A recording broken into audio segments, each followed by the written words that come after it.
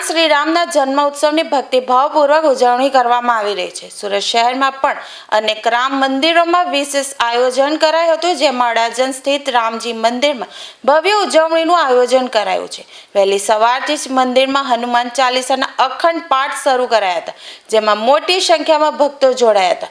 બપોરે 12 વાગ્યે પ્રભુ શ્રી રામનો જન્મ ઉત્સવ ધામધૂમથી ઉજવાયો હતો। ત્યારબાદ મહાપ્રસાદીનું પણ આયોજન કરવામાં આવ્યું હતું।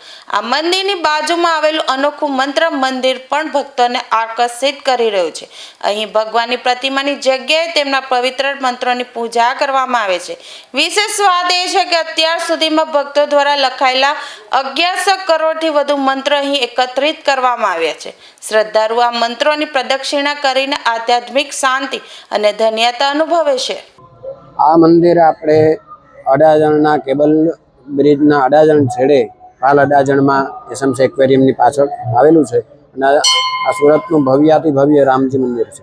આ આને કહેવાય મંત્ર મંદિર। આ મંત્ર મંદિર છે અને આ મંદિરની બાજુમાં જ હમણાં બનાવવામાં આવેલું છે અને આ મંદિરની એવી ખાસિયત છે કે અહીંયા ભગવાનની મૂર્તિ નહીં, પ્રતિમા નહીં, પણ ભગવાનના નામની પૂજા થાય છે, એટલે મંત્રની પૂજા થાય છે।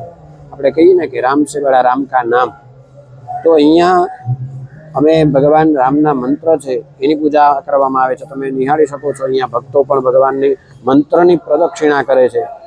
તો અહીંયાથી અમે પુસ્તકોને પેન ફ્રીમાં આપીએ છીએ, વિતરણ રોજ ફ્રીમાં ચાલુ હોય છે અને એ પુસ્તકો ભક્તો લખી અમને પરત કરે છે અને એવો અમારો સંકલ્પ હતો કે 1100 કરોડ એ મંત્ર એકઠા કરી અને એનું મંદિર બનાવવું। તો એ સંકલ્પ તો પૂરો થઈ ચૂક્યો છે, પણ આ અવિરત સેવા હજુ પણ એ ચાલુ જ છે અને લોકોની મનોકામના પર પૂર્ણ થાય છે।